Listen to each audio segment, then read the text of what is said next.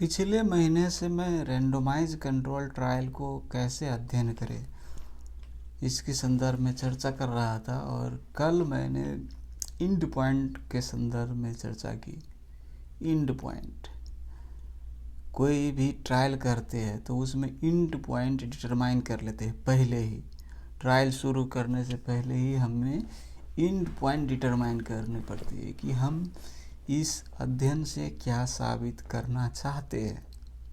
जैसे कोई दवाई है हमारे पास, नया मॉलिक्यूल है, इसको हम टेस्ट करना चाहते हैं, तो ये मॉलिक्यूल प्लेसेबो के कंपेयर्ड में कितनी डेथ डिक्रीज की, कितनी मोर्टालिटी डिक्रीज हुई, तो इसकी हम अध्ययन करना चाहते हैं। तो हम इसको मोर्टालिटी रिडक्शन को किस में रखेंगे? प्राइमरी इंड पॉइंट में रखेंगे कि हमारी मकसद क्या है, प्राइमरी उद्देश्य क्या है, मोर्टालिटी कितनी डिक्रीज हुई, तो इसको हम क्या रखेंगे? प्राइमरी इंड पॉइंट में रखेंगे। सेकेंडरी इंड पॉइंट क्या है? सेकेंडरी इंड पॉइंट मतलब हमारे मकसद ये नहीं है, लेकिन हमारे पास डाटा है तो हम और कुछ एक्सप्लोर कर सकते हैं इस डाटा से। जैसे कि इस मॉलिक्यूल से कितनी साइड इफ़ेक्ट हुई, कितनी मरीज को नोजिया वोमिटिंग हुई, कितने मरीज को डायरिया हुआ, कितना मरीज को स्किन में रैश आई, कितना मरीज को कंजंक्टिवाइटिस हुआ इस दवाई से। तो ये सब हम अध्ययन कर सकते हैं, हमारे पास डाटा रहेगा तो। और हमें पहले ही निर्धारण करनी पड़ेगी कि हमें ये भी स्टडी करना है, तभी ना हम डाटा लेंगे उस संदर्भ में। अब हम कितना मरीज को कंजंक्टिवाइटिस हुआ हम पहले डिटरमाइन नहीं किए, तो हम उसका डाटा ही नहीं लेंगे। तो डाटा नहीं लेंगे तो एनालिसिस ही नहीं होगा।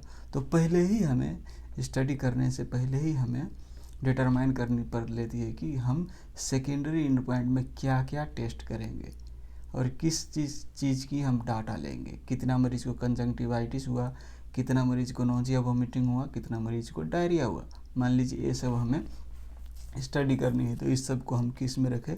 सेकेंडरी इंड पॉइंट में रखें। और तीसरी होती है exploratory end point. Exploratory end point भी वही हो गई सेकेंडरी इंड पॉइंट की तरह। हम इसको हमारे उद्देश्य नहीं है कि हम इसको अध्ययन करें, लेकिन और कुछ हम अध्ययन करना चाहते हैं।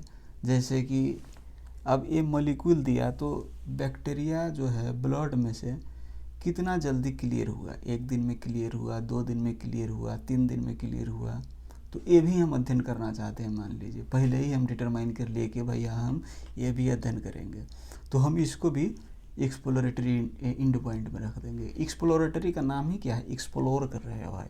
सेकेंडरी का क्या नाम क्या है? यह सेकेंडरी मतलब ये हम टेस्ट नहीं करना चाहते हैं, लेकिन हम कर देंगे। हमारे पास डाटा रहेगी तो हम कर देंगे।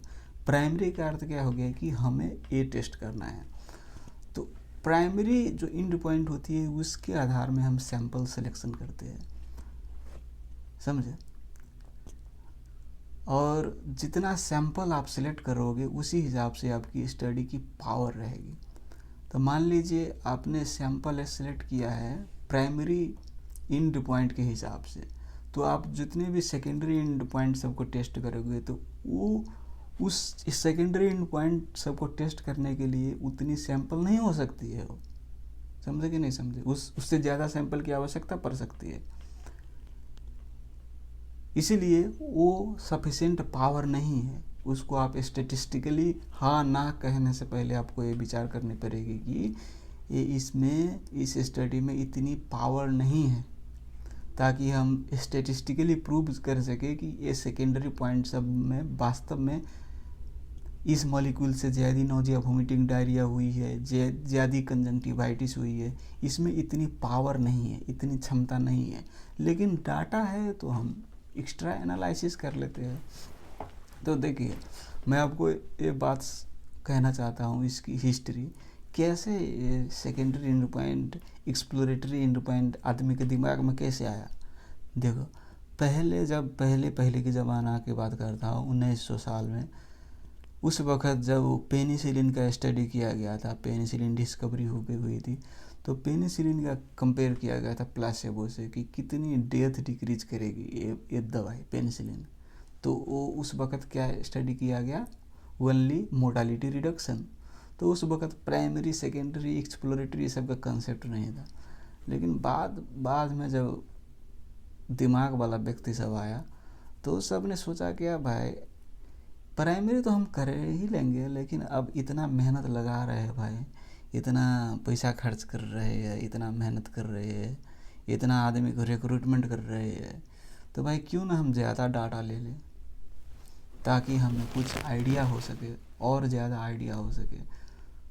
तो तब से secondary and point, exploratory and point को भी इंक्लूड करने लगा, समझे, ताकि हम और ज़्यादा कुछ अध्ययन कर सके। लेकिन क्या कहते हैं ना, something is better than nothing. उसी तरह से secondary and point, exploratory and point, something is better than nothing, समझे। इसीलिए ये अच्छी नहीं है, लेकिन something is better than nothing. So secondary and point जब भी आप किसी भी स्टडी को एनालिसिस करते हो, तो अगर वो स्टेटिस्टिकली सिग्निफिकेंट भी है,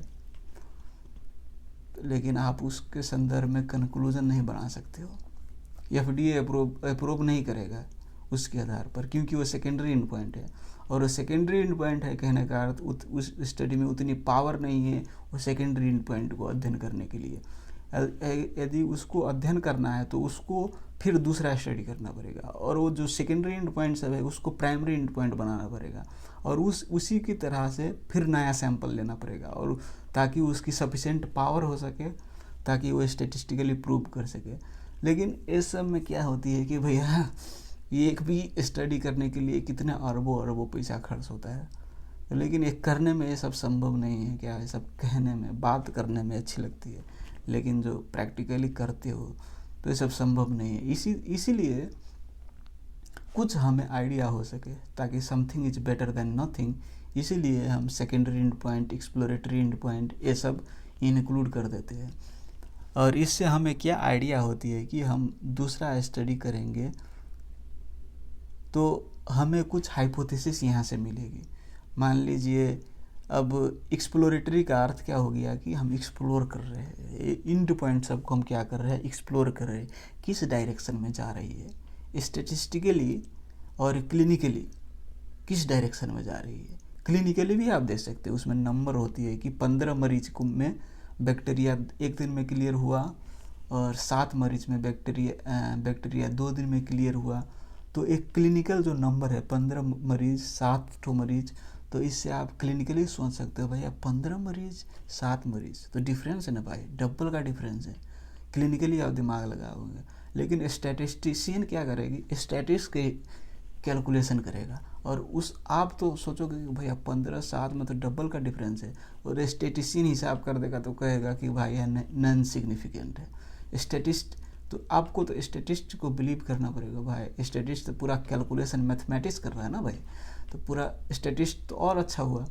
लेकिन कुछ वक्त आप अपना क्लिनिकल जजमेंट भी को यूज़ करना पड़ता है। जब आपकी क्लिनिक में मरीज आती है तो 15 और 7 की डाटा है आपके पास, तो भैया आधा को तो अच्छी होती है, तो उस हिसाब से हम क्लिनिकली उस डाटा को भी यूज़ कर सकते हैं।